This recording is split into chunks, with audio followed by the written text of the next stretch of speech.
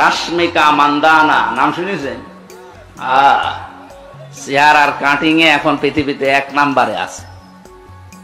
এই মহিলার দিকে একটু আল্লাহর নাম নিয়ে তাকাবেন।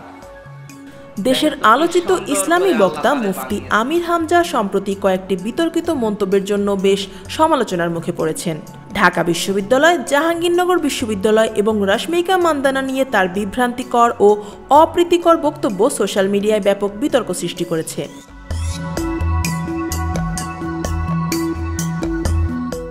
সম্প্রতি জাহাঙ্গীরনগর বিশ্ববিদ্যালয় প্রসঙ্গে একটি বিতর্কিত মন্তব্য করেছেন আমির হামজা।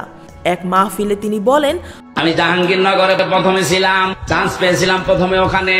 আমি দেখেছি সকালবেলা কুলি করছে মদ দিয়ে, ছাত্র পিটাচ্ছে শিক্ষককে।